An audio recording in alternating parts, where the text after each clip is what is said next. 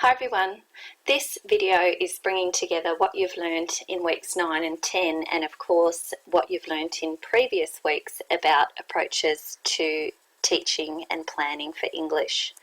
The learning intention of the video is to help you to understand the relationship between curriculum content and pedagogy and to understand how curriculum content and pedagogical approaches are incorporated into curriculum planning.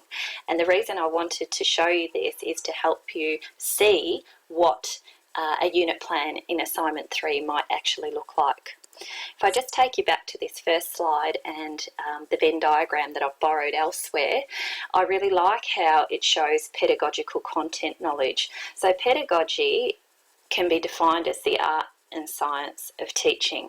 So it's not enough to know or be expert in the curriculum. That is our starting point as English teachers, where we use the standards and context descriptors from the English curriculum and make sure we're covering this in our lessons to students. We also need to have an intricate understanding of the students that we're teaching, and every cohort of students will differ. So, for example, as a secondary teacher, it's not uncommon to have several classes at 1 year level, and I will be teaching those classes the same content, but I will do it in different ways depending on the needs of the particular classes, because there can be a very, very big, and usually is a very big variation in students in any given group. And the final part is pedagogical knowledge, so our understanding of teaching and learning. And when we're planning, we need to bring all these elements together. So I've prepared a week's worth of work, and just to model it to you, the context of the unit is of course English. I've chosen a Year 10 literature strand and content descriptors, which are essentially looking at the analysis and evaluation of texts. So I'm hoping students can show me how what they know about the structure and language features of text can influence meaning and individual responses.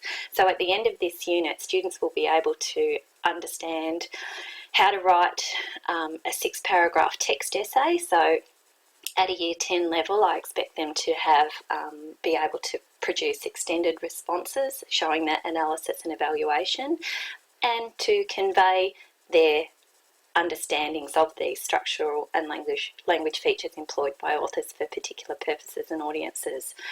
And for this particular series of lessons, I'm choosing to focus on Pride and Prejudice by Jane Austen. The important point I want to make about texts is when it comes to teaching English, some teachers make the mistake of assuming that we are teaching a text. In actual fact, we are teaching knowledge and skills about English. We can use whatever text or resource that we like to teach those knowledge and skills. So just be mindful of that distinction. So these 4 lessons I've claimed in my pedagogical approach section for assignment 3. I'm making claims that I've utilised bottom-up theory and skills model, and this is what's informed my planning. Now, if I'm going to make such a claim and such a justification in that section, it needs to correspond with what's actually in the lessons in the unit plan. So be sure to make sure there's that consistency with what you've put in the lessons and what you're claiming in the justification section. So if we go back to the first week of this unit and we looked at bottom-up theory and the skills model, some of the things that came out in our excellent discussions was bottom-up theory is teacher-led, very teacher-directed. It doesn't differentiate particularly well for students. It's a lot of individual work, it's the sequencing of skills from simplest to most complex and so forth. So I've taken these understandings of bottom-up theory of the skills model and put them into that lesson. Now you'll see the very first lesson is a pre-assessment task, and I advise you to do this. If we're going to measure how much students have learnt throughout a unit, we need to know what their starting point is. Because I want to know how students are able to structure an essay and incorporate complex ideas in relation to a text, I need to see what their starting point is. So without having taught anything, I'm going to set them a question based on the text, and we're assuming that they've done a pre-reading of the text. We simply don't have time in a unit to read through an entire text in class time. Therefore, it is an expectation that students read it individually first, and then we use class time to focus on close reading of particular passages and so forth, and then I explicitly will teach them skills throughout that. So they come to class, they've read the text, and I ask them to answer this question. Mr. Darcy was prouder and more prejudiced than Elizabeth. Do you agree? Now, like any text question, there's never a right or a wrong answer. It's about students formulating their opinion, and preferably in third person, and using the text to justify and prove what they think. Now, this will quickly show me which students are able to write multiple paragraphs. It will show me things like, do they understand that this sort of extended response requires an introduction and a conclusion? It will show me students' ability to structure sentences. It will show me whether or not they're able to start body paragraphs with an effective topic sentence. Can they incorporate evidence from the text, perhaps through quotes or paraphrasing what's happened? Or what is commonly what happens in these sorts of things before teaching is students simply retell what happened in the text. There's very little analysis or evaluation of the text and not putting forward arguments. Rather, it tends to be a very lengthy retell.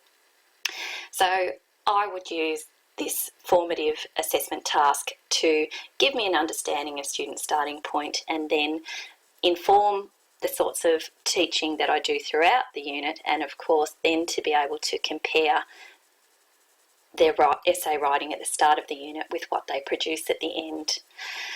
Second lesson, again, it's bottom-up theory in the skills model, so it's very teacher-led, and I'm following the same sort of sequence in each lesson. So I'm going to start with a PowerPoint presentation that I've prepared. It's direct teaching, it's not using a context, it's just bang, introduction should have this, this and this. I'm then going to lead a discussion.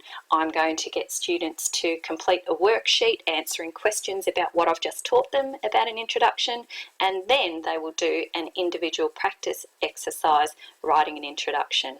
So I'm suggesting for lessons 2 to 4 to keep the context on Mr. Darcy was prouder and more prejudiced than Elizabeth. So okay, at the end of this lesson they write an introduction based on that particular question. Lesson number 3 is very similar. I teach them what a body paragraph is. I lead them through a discussion. They answer individual questions on body paragraph until, and then do an individual written response. And similarly for lesson 4, direct teaching, what is the conclusion, teacher-led discussion, different sort of response, but essentially it's still individual. It's just a closed worksheet helping them to show what they understand about writing a conclusion, and then they will have practice in the actual response. So you can see, as I pointed out earlier, what I claim in the justification about bottom-up theory and skills model is actually present in that unit. So if this was your work, for example, and I was marking your actual essay, because there's that consistency about the claims in the justification and the actual unit itself, it's showing quite an in-depth understanding of how different pedagogical approaches inform what we do in class. So it would automatically be marked higher in the rubric than, say, sometimes when I've marked these unit plans in the past, students make grand claims in the pedagogical approach justification, but the claims they're making in there aren't actually consistent with what's in the unit. So just a different example quickly. So this time I'm making in my pedagogical approach, I'm claiming that the unit plan is based on top-down theory and the whole language model. So let's go back to week 2, what was brought up on the discussion board, the features of top-down theory and the whole language model. So this is very contextual, very rich, using whole texts as a focus to demonstrate the different things about language.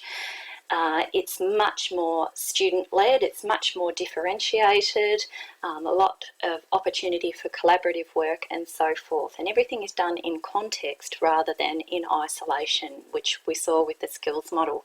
So I've used exactly the same pre-assessment task here, wanting to get an understanding of students' ability to answer an essay question without having taught them anything.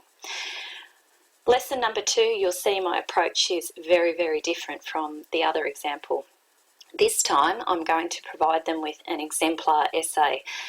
I might, if I'm lucky, be able to find this on an internet website. So I would find an essay, a text essay, maybe even an essay that it could even be focusing on Pride and Prejudice, but it doesn't necessarily have to be. What I want to do is show them a well-structured essay, and then in small groups get them to discuss this essay and annotate, which simply means to take notes on the different structures and features of each paragraph. So this is a little bit inquiry based as well. Rather than me standing up the front and directly or explicitly teaching them something, I'm getting them to explore this themselves and try and work out themselves how the information is set out.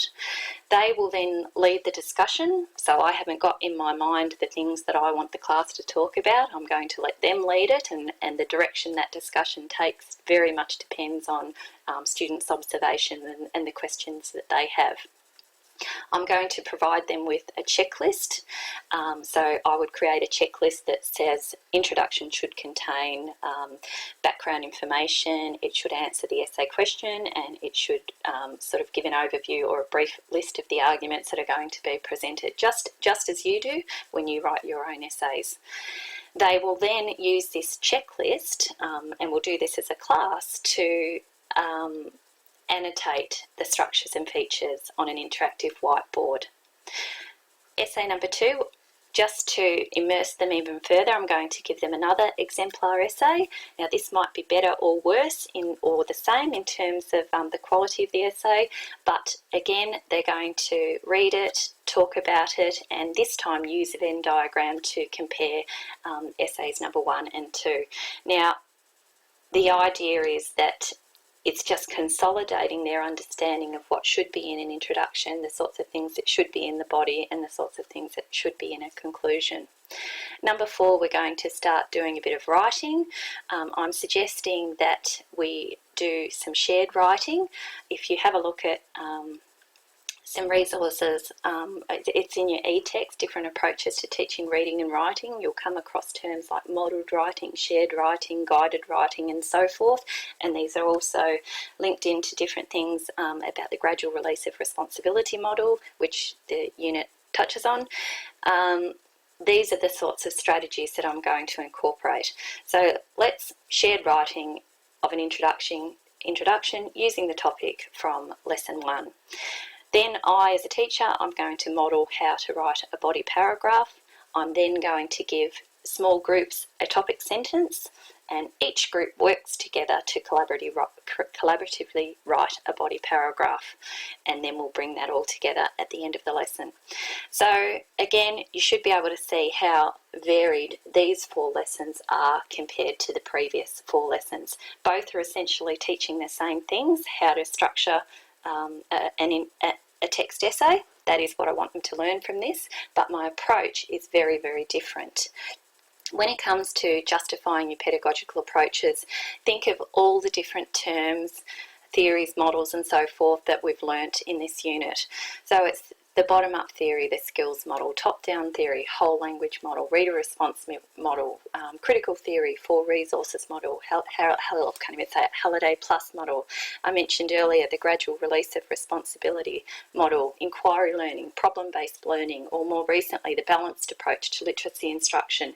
These are the sorts of things that you're going to use in your justification, and these are the sorts of things that you would therefore incorporate into your planning, or these will inform how you go about planning. Final point I wanted to make for this particular weekly activity: to make it easier for yourself and to save time later, I recommend that you do the week 10 activity with your particular unit that you're planning for Assessment 3 in mind.